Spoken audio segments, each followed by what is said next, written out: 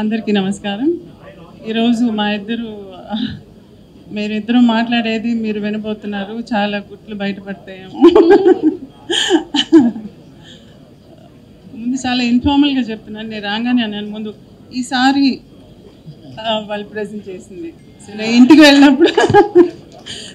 వెళ్ళినప్పుడు ఇంటి ఆడపడుచు అని చెప్పి నాకు ఈసారి ఇస్తే నేను ఈసారి ఉండేది. ఎదురిల్లు అల్లుగారిల్లు. మేము అక్రాస్ ద రోడ్ పరిగెత్తుకుని వెళ్ళేది అడ్మైర్ చేసేవాళ్ళం సిస్టర్స్ని. వాళ్ళు చక్కగా సారీ కట్టుకున్నట్టే మేము అప్పుడు ఇంకా స్కర్ట్ అండ్ బ్లౌజ్లో ఉన్నాం. సో మెల్లిగా హాఫ్ సారీ నుంచి సారీకి షిఫ్ట్ అవ్వడానికి ఆదుర్తా వాళ్ళని చూసి. సో ఎలా సారీ కట్టుకోవాలని నేర్చుకుంది కూడా వాళ్ళ దగ్గర నుంచి. సో అక్కడి నుంచి వచ్చిన క్లోజ్నెస్ ఇది. ఎక్కువగా కలవకపోయినా వేరే వేరే ఊర్లైనా స్టిల్ దట్ క్లోజ్నెస్ హార్ట్లో ఇంకా అలాగే ఉంది. So that continued. అండ్ ఒక ఇంట్రడక్షన్ ఇవ్వాలి నేను, ఎందుకంటే సంజయ్ అన్నారు కదా మేము ఇంటికి వెళ్ళి పిలిచామని. బిఫోర్ దాట్ దానికి ముందే నేను ఫోన్ చేసి సురేఖకి ఫోన్ చేసి ఇలా అనుకుంటున్నాము, బుక్ ఉంది, అది చిరంజీవి అనే గారే దాన్ని రిలీజ్ చేయాలి అని అంటే అసలు ఇంకో థాట్ లేదు, ఆయన అడగలేదు, ఏమీ లేదు.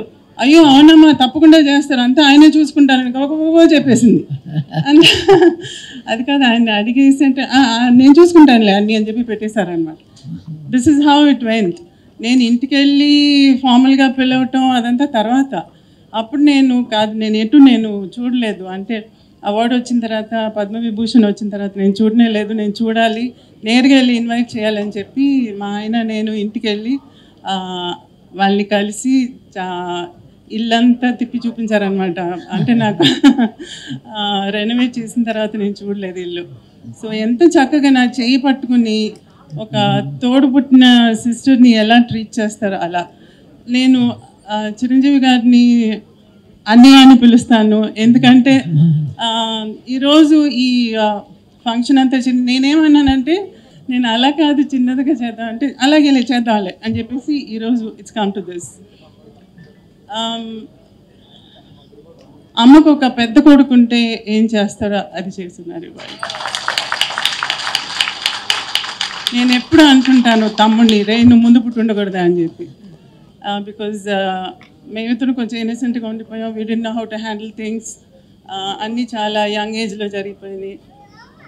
బట్ ఈరోజు ఒక పెద్ద కొడుకుగా ఉండి అమ్మకి ఇలా చేస్తున్నారంటే I don't know what to సే.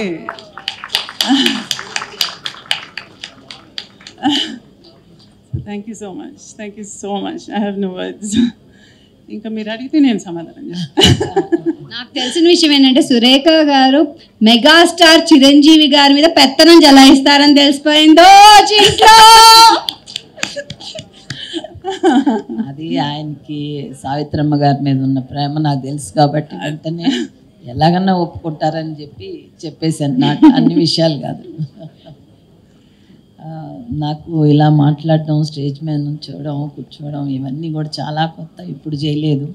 కానీ చాము నీ కోసం అయితే ఓకే కూర్చుంటాను, మాట్లాడతాను. అమ్మ కోసం మీరిద్దరూ ఏమైనా చేసేటట్టుకున్నారు. ముందు మీరిద్దరూ కలిసి స్టేజ్ మీద ఇలా ఫంక్షన్స్కి రావటం కూడా చాలా తక్కువ అని విన్నాను నేను. అటువంటిది ఈరోజు మన ఇద్దరం కూర్చొని మాట్లాడేటట్టుగా కూడా చేస్తున్నారంటే దట్ ఎక్స్ప్లెయిన్స్ ఎవ్రీథింగ్. స్టేజ్ మీద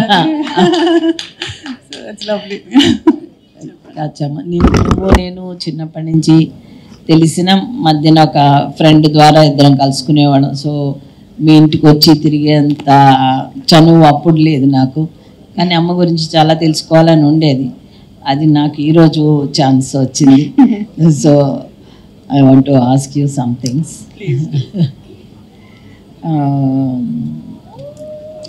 అమ్మతోటి చిన్నప్పుడు మీరు అమ్మ చాలా బిజీగా ఉండేవాళ్ళు. కాకపోయినా అమ్మ గురించి చాలా బయోపిక్స్ వచ్చినాయి, అమ్మ గురించి చాలా బుక్స్ వచ్చినాయి. కానీ మళ్ళీ మీకు ఈ బుక్ రాయాలని, ఇప్పుడు రిలీజ్ చేయాలని ఎందుకు అనిపించింది?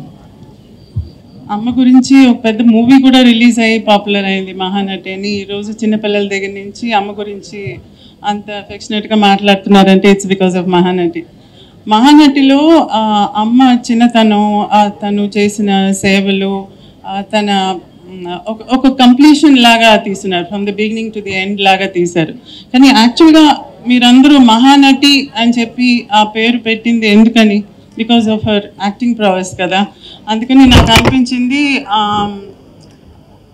అమ్మ ఫిల్మోగ్రఫీ లాగా ఒక బుక్ ఉండాలి, వేర్ తను చేసిన ఇంపార్టెంట్ ఫిల్మ్స్ అన్నీ ఒక రికార్డ్ లాగా ఉండాలి ఒక బుక్లో. అదైతే పర్మనెంట్గా ఉంటుంది. దాన్ని చదివితే ఒక్కొక్క ఫిలింలోనూ ఆ క్యారెక్టర్కి ఉండే ఇంపార్టెన్స్ ఏంటి, ఎందుకని మహానటి అయింది అనేది ఎక్స్ప్లెయిన్ చేసేటట్టుగా ఉండాలి. అండ్ ఊరికే చదవటం అందరు చదవరు, ఈరోజు మనకి విజువల్స్ కావాలి. అందుకని మంచి ఫోటో ఉంటే దాని పక్కన ఒక రైటప్ ఉంటే చదవటానికి ఇంట్రెస్టింగ్గా ఉంటుంది. దానికి the best person is Sanjay. ఎందుకంటే తన దగ్గర అన్ని ఫోటోగ్రాఫ్స్ అన్నీ ఉన్నాయి, తన దగ్గర చిన్నప్పటి నుంచి కలెక్ట్ చేసింది. సో నేను తన దగ్గరికి వెళ్ళి నాకు ఫోటో ఉండాలి, పక్కన మూవీ గురించి రైటప్ ఉండాలి, అలా నాకు ఒక బుక్ కావాలి. సో జనరేషన్స్కి, మా ఫ్యామిలీకి కానివ్వండి, లేకపోతే మీ అందరికీ కానివ్వండి, మీ ఫ్యామిలీస్కి కానివ్వండి, జనరేషన్కి ఒక రికార్డ్ లాగా ఉండాలి అమ్మ గురించి అని చెప్పి నేను ఆ బుక్ని రెడీ చేయాలనుకున్నాను. దిస్ ఇస్ నాట్ అబౌట్ చిన్నప్పుడు దాని గురించి ఎలా ఉన్నారు, పెళ్ళి గురించి, పిల్లల గురించి, తర్వాత ఏమైంది, ఇదంతా కాదు. దట్ బుక్ ఇస్ ప్యూర్లీ తన యాక్టింగ్ గురించి, మహానటిగా తన యాక్టింగ్ గురించి మాత్రమే ఆ బుక్లో ఉంటుంది. సో ఆ రీజన్తోనే నేను ఈ బుక్ చేయాలనుకున్నాను. అలా ఇండస్ట్రీలో చాలామంది పెద్ద ఆర్టిస్టులు ఉన్నారు, డైరెక్టర్స్ ఉన్నారు. ఇంతమంది ఉండగా ఎందుకు ఈయన చిరంజీవి గారితోనే చేయించాలని అనిపించింది మీకు?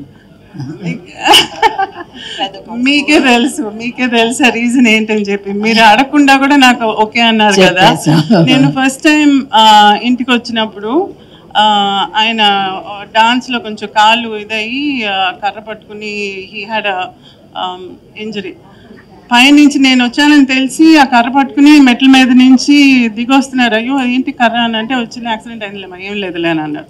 కిందకు వచ్చి పలకరించి కాఫీ తెప్పించి మాట్లాడుతూ అప్పుడు చెప్పారనమాట, నాకు పొద్దున్నే లేవంగానే అమ్మ మొహం కనపడాలమ్మా, నేను లేవంగానే బెడ్రూమ్లో అమ్మ ఫోటోనే ముందు చూస్తాను అని చెప్పేసి, నేను అమ్ముతానో లేదో అని పైకి వెళ్ళి ఆ ఫోటో తీసుకుని వచ్చి మరీ నాకు చూపించారు. So who does that? See genuineness అంటే your thought, word and deed should be the same. మనం మనసులో ఒకటి అనుకునేది, మాటలు ఒకటి చెప్పేది, చేసేది ఒకటి. చాలామంది అలా చేస్తారు. ఊరికే నోటుతో ఆవు అని మాట్లాడటం ఒకటి, లేకపోతే ఏదో ఒకటి చేసేది పెద్ద పేరు తెచ్చుకునేది. అలా కాకుండా ఫర్ హిమ్, చిరంజీవి గారికి ఏంటంటే ఆయన థాట్, వర్డ్, డీడ్ మూడు ఒకటే. ఆ జెన్యున్నెస్ని ఇట్ టచ్ మై హార్ట్. అందుకనే నేను ఆయన తప్ప ఇంకెవరు ఈ బుక్ని రిలీజ్ చేయకూడదు, ఆయనే చేయాలి అని చెప్పి పట్టుబట్టి నేను డైరెక్ట్గా ఆయన అడిగాను అనమాట. So that's the reason. And ఈరోజు చూడండి, ఐ సెడ్ ఇంట్లో రిలీజ్ చేయండి, మీడియాని పిలుద్దాం చాలని అంటే, just look at this.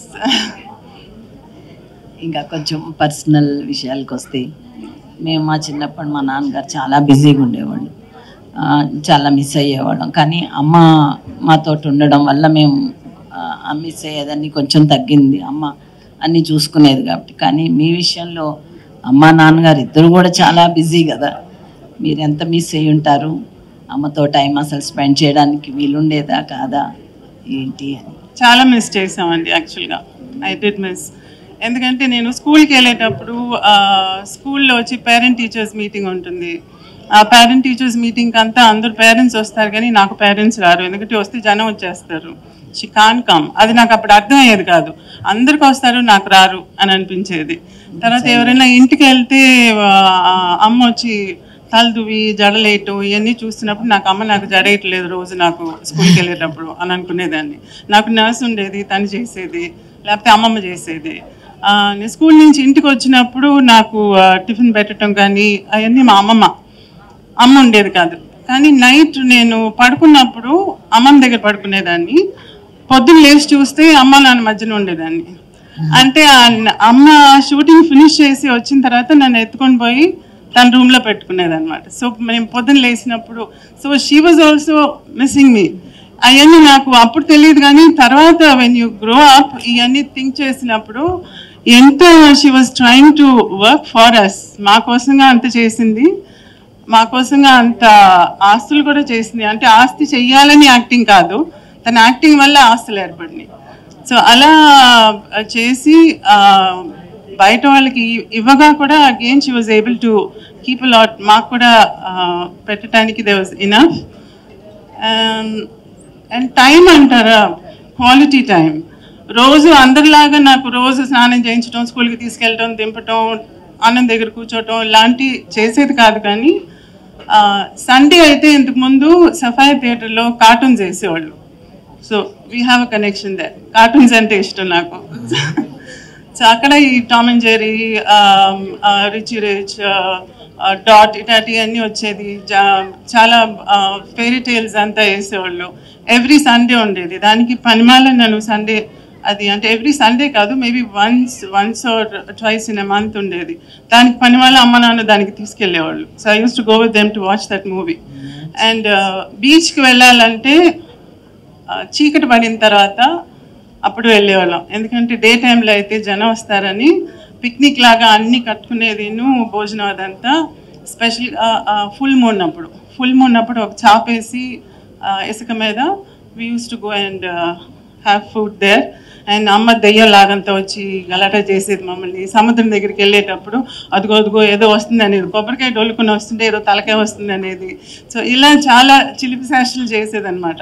So all that is still in my mind. And తిరుపతికి అప్పుడప్పుడు నడిచి వెళ్ళేది. కారులో వెళ్ళేటప్పుడు మధ్యలో కారు ఆపి కారు మీద ఎక్కి చింతకాయలు కోసేవాళ్ళం. చింత చిగురు అంటే చాలా ఇష్టం. సో అవి కూడా ఆపి కోసేది. తర్వాత వెళ్ళేటప్పుడు ఎక్కడైనా కారులో వెళ్ళేటప్పుడు వేరుశనగకాయలు అవన్నీ పండే ప్లేసు, చెరుకు అంతా ఉంటే అక్కడ ఆపి అవి పీకేది. అక్కడికి వెళ్ళి అక్కడ తోట మనిషి ఎవరో అనుకుని నడుస్తా వస్తుంటే కూడా అమ్మ వచ్చి దాంకుని వచ్చేసేది. తర్వాత అమ్మని తెలిసింది, అమ్మ అడిగితేనే ఇచ్చేదాన్ని, ఇచ్చుంటాం కదా, నువ్వు ఎందుకు అలా తీయటం అంటే దానిలో రుచి లేదు అని అనేది. సో అట్లా ఈ చిలిపి పనులన్నీ నాకు బాగా జ్ఞాపకం. సో అవి కదా మనకి ఎక్కువగా జ్ఞాపకం ఉండేది. సో డజంట్ మ్యాటర్, నాకు తల దూకపోతే పర్లేదు, మీటింగ్కి రాకపోతే పర్లేదు. Now I cherish all those memories. అమ్మ మంచి కుక్ అని కూడా విన్నాము. మీకు ఇష్టమైన అన్ని చేసి పెట్టేవాళ్ళ, ఎంజాయ్ చేసేవాళ్ళ? మంచి కుక్ వచ్చి మా అమ్మమ్మ బాగా వంట చేసేది. అమ్మకి ఇంత పెద్ద క్యారీలకి వండి పంపించేవాళ్ళు స్టూడియోలో. అందరూ చుట్టూ కూర్చుని అది ఆనందించేవాళ్ళు అనమాట. అందరూ కలిసి ఈరోజు నువ్వేం తెచ్చావు అంటే నువ్వేం తెచ్చావు అని దే యూస్ టు హ్యావ్. అమ్మ కుకింగ్ వచ్చి అప్పుడప్పుడు స్పెషల్గా ఏదైనా 1-2 కూరలు చేసేది టైం ఉన్నప్పుడు. అందులో స్పెషల్గా మా తమ్ముడికి నచ్చి చేసిన కూర వచ్చి కోడిగుడ్డు ఆమ్లెట్ కూర. కోడిగుడ్డు స్టీమ్లో ఆమ్లెట్ లాగా వేసి దాన్ని కూరలో వేసి చేసేది. అది తమ్ముడికి చాలా ఇష్టం. నాకు వచ్చి చికెన్ని ఈరోజు KFC అంటారు కదా, అది అప్పుడే అమ్మ చేసేది. చికెన్ని మ్యారినేట్ చేసి దాన్ని బ్రెడ్ క్రమ్స్లో ముంచి ఫ్రై చేసి ఇచ్చేది. సో ఇట్లా 1 or 2 dishes బాగా చేసేది. సో అవి జ్ఞాపకం ఉన్నాయి. మా నాన్నగారు మా డ్రెస్సింగ్ విషయంలో చాలా స్ట్రిక్ట్గా ఉండేవాళ్ళు. మాకు చిన్నపిల్లలం కదా, ఏదన్నా మోడర్న్గా వేసుకోవాలని అవన్నీ చాలా అనిపించేది. కానీ నాన్నగారు ఏం ఒప్పుకునేవాళ్ళు కాదు. అది అడుగుదాం అనుకున్నా. చాలా ట్రెడిషనల్గానే డ్రెస్ అవ్వాలి, అలా చాలా స్ట్రిక్ట్గా ఉండేవాళ్ళు. అప్పుడు అయ్యో అనిపించేది, కానీ తర్వాత పోన్లే మంచి పని చేశారని అనిపించింది. అట్లా అమ్మ ఎలా ఉండేవాళ్ళు మీతోటి, మీ డ్రెస్సింగ్ గురించి? చాలా స్ట్రిక్ట్ అండి అమ్మ. నేను ఒకసారి మూవీ షర్మిలి మూవీ ఉంది కదా, షర్మిలి అని రాఖీ యాక్ట్ చేసింది. చాలా అందంగా ఉంటుంది అందులో రాఖీ. అందులో జంప్ సూట్ వేసుకుంటుంది. ఆ జంప్ సూట్ చూసి నేను అమ్మ నాకు జంప్ సూట్ కావాలని చెప్పాను. అంటే చేయించలా. ఏంటంటే జంప్ సూట్ అంటే మొత్తంగా టైట్గా ఉంటుంది కదా, మధ్యలో ఓపెన్గా చెప్తున్నాను, మధ్యలో డివిజన్ కనపడకూడదు మా ఆడోళ్ళకి అని చెప్పేది. సో ప్యాంట్ షర్ట్ వేసుకుంటే కూడా the shirt should be below, cuts కనపడకూడదు. సో మోకాల దాకా ఉండాలన్నమాట. తను చక్కగా పావడ పరికిణి, హాఫ్ సారీ అవన్నీ చాలా ఇష్టం అమ్మకి ట్రెడిషనల్గా. సో అవి ఎక్కువగా నాకు అలవాటు చేసింది, సారీస్ అలవాటు చేసింది, సారీ డిజైన్ చేసేది. అమ్మ సారీస్ కూడా చాలా ఉంటాయి కదా, ఆ సారీస్ని కూడా మళ్ళీ తిరిగి నాకు హాఫ్ సారీకి, స్కర్ట్స్కి అంతా కుట్టించేది. సో ఆ ట్రెడిషనల్లీ తనకి బాగా ఇష్టం. ప్యాంట్ షర్ట్ అంతా పెద్దగా లేదు, కానీ నేను కొంచెం మా నాన్న దగ్గరికి వెళ్ళి కొంచెం అలా అడిగి 1 or 2 కొనుక్కునేదాన్ని ఆశకి. వచ్చిన అప్రూవల్ లేదు అంతే అనమాట. మళ్ళీ ఎవరైనా పిల్లలు కుక్క పిల్లల్ని, పిల్లి పిల్లల్ని ఎవరైనా అడుగుతారు, నువ్వేమో పాములంటే ఇష్టం అని చెప్పేదన్నమాట. దానికి అమ్మ నీకు పాములంటే ఎంత ఇష్టమో తెలుసుకొని రోజు పాములోని ఇంటికి పిలిపించి ఆ పాముని పిలిపించి నీకు చూపించేవాళ్ళంట. నిజమేనా? అవును. ఏమైందంటే నీ మీద ఎంత ప్రేమ, నీకు ఏది కావాలంటే చెయ్యాలని అమ్మకి. నాకు ఇంతకుముందు ఇళ్ళకి వచ్చేవాళ్ళు, మీ అందరికీ కొంతమందికి తెలిసి ఉంటుంది, ఇళ్ళకి మ్యాజిక్ షో చేసుకుంటూ వచ్చేవాళ్ళు. పావుని మెడ మీద తగిలించుకుని బుట్ట అంతా తీసుకుని వచ్చి ఇంట్లో మ్యాజిక్ చేసేవాళ్ళు. దాన్ని ఏమంటారు, కీరిపుళ్ళనే ఉంటారు, సారీ మై తెలుగు, మంగూస్ను పాము తీసుకుని వచ్చి దాన్ని ఫైట్ చేయడం అంతా చూపించేవారు. ఒక చిన్న పిల్లని తీసుకుని వచ్చేవాడు, ఆ పిల్లని బుట్ట లోపలేసి కాసేపటికి బుట్ట తీస్తే ఆ పిల్ల ఉండేది కాదు. ఈ మ్యాజిక్ అంతా మా ముందు చేసేవాళ్ళు అనమాట ఇంటికి వచ్చి. అప్పుడు అమ్మ వాళ్ళకి ఏదైనా డబ్బులు ఇచ్చేది. అందులో నాకు అట్రాక్ట్ అయ్యేది ఏంటంటే పాము. ఆ పాము అలా పోయేది, దాన్ని తీసి మేడ మీద వేసుకునేది, అటు పెట్టేది, మాయం చేసేది, అంతా చేస్తుంటే నేను తాకొచ్చా పావుని అని అడిగా. తాకొచ్చా, అది పర్వాలేదు అన్నారు. దాంతో ఆడుకుంటూ దాన్ని మేడ మీద వేసుకుంటూ అవన్నీ ఆడుకుంటూ ఉంటాం చూసి రేపు కూడా వస్తావా అని అడిగా.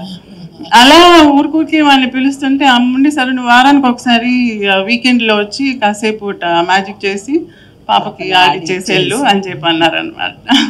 సో అలా పావుతో ఆగలేదు. మేము కొడైకెనాల్కి వెళ్ళినప్పుడు అక్కడ పుదుకొట్ట రాజా అని ఉన్నారు, ఆయన వేటకి వెళ్ళి పులినంత వేటాడి వచ్చినప్పుడు ఒక పులి పిల్లలు ఒక 4-5 ఉన్ని ఇంటికి తీసుకెళ్ళి పులి పిల్లలు చూస్తావా అని చెప్పి అమ్మని నన్ను తీసుకెళ్ళి చూపిస్తే అందులో 2 పిల్లల్ని తీసుకుని మేము చెన్నైకి వచ్చేసాం, ఇంట్లో పెంచుకుంటాం అని చెప్పి. ఒక 2 weeks ఉండింది మా దగ్గర, మేము బాగా ఆడుకున్నాం పులి పిల్లలతో. దాని తర్వాత నాన్న షూటింగ్ నుంచి తిరిగి వచ్చి తిప్పి పంపించేశారు. అవి ఏమి అలాగే ఉంటాయి అనుకుంటున్నారా, పెద్దవి అవుతాయని. కాదు, మేము పెంచి దాన్ని పెట్ చేసి డాగిలాగా చేసేస్తామంటే నథింగ్ డూయింగ్ అని పంపించేసి నేను ఫోన్ చేయకుండా ఒక వారం ఉండి. సో అలా తర్వాత యానిమల్స్ అంటే చాలా ఇష్టం అమ్మకి. కుందేలు ఉండేది ఇంట్లో, నెమలు ఉండేది, అండ్ దెన్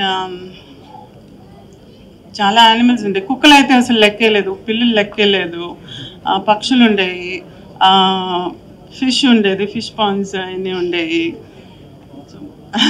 ఒక చిన్న జూ ఉండేది ఇంట్లో. అండ్ ఇంకొక మాట, ఇంట్లో ఇంతమంది అమ్మ నాన్న ఆర్టిస్టులు, అక్క రేఖ కూడా ఆర్టిస్టు, ఇంతమంది ఉండగా నీకు ఇప్పుడు యాక్ట్ చేయాలని అనిపించలేదా? అసలు అమ్మని అడిగావా? నీకే ఆ కోరిక ఏమన్నా? ఎందుకనో అనిపించలేదు. నాకు హౌస్ వైఫ్గా ఉండాలని ఉండేది. నేను స్కూల్లో కూడా అందరూ టీచర్స్ వచ్చి నువ్వేమవుతావు అంటే ఒకరు నేను డాక్టర్ అంటే, ఇంజనీర్ అంటే, నర్స్ అంటే, ఎయిర్ హోస్టెస్ అంటే అలా చెప్పేవాళ్ళు. కానీ నాకు హౌస్ వైఫ్గా ఉండాలని ఉండేది. ఎందుకంటే నాకు ఇల్లు చూసుకోవటం, పిల్లల్ని పెంచడం ఇదంతా మేబీ బికాజ్ నేను ఆ పార్ట్ అమ్మ దగ్గర కొంచెం మిస్ చేశాను కదా, అందుకని నేను వచ్చి నా పిల్లలకి అలా ఉండాలి అని అనిపించేది నాకు. సో ఐ డిసైడెడ్ అప్పుడే I'm a house wife. And ఈరోజు హౌస్ వైఫ్ అని చెప్పకూడదు, హోమ్ మేకర్ అని చెప్పాలి. అదేంటి, అదేదో ఇంటీరియర్ డెకరేటర్ లాగా హౌస్ వైఫ్ అని అంటే అది house wife is a house wife అంతే, హోమ్ మేకర్ అంతా ఏం కాదు. సో ఆ వైఫ్గా ఉండటానికి యూ షుడ్ ఫీల్ ప్రౌడ్, దానిలో తప్పేం లేదు. So if anybody is a house wife, please say you're a housewife. Don't say I'm just a housewife. No. I'm a housewife. You're the queen of the house. Yes. So, అదే నేను ఇంకా లాస్ట్లో అడుగుదాం అనుకున్నాను కానీ నువ్వు ముందే చెప్పేసావు. 18 ఏళ్ళకే నీకు పెళ్లి చేశారని. అప్పుడు అందరం అయ్యో 18 ఏళ్ళకి చేసేస్తున్నారు అలా అనుకునేవాళ్ళము. నీ దగ్గర నుంచి ఏమన్నా అమ్మతోటి ఏమన్నా రెసిస్టెన్స్ ఉండేదా? కానీ అమ్మ చెప్పినట్టు 18 18 కాదండి, 16. 16 ఏళ్ళప్పుడు అమ్మకి హెల్త్ అంత బాగుండలేదు. సో అమ్మ ఫెల్ట్ రెస్పాన్సిబుల్ పిల్లల్ని సెటిల్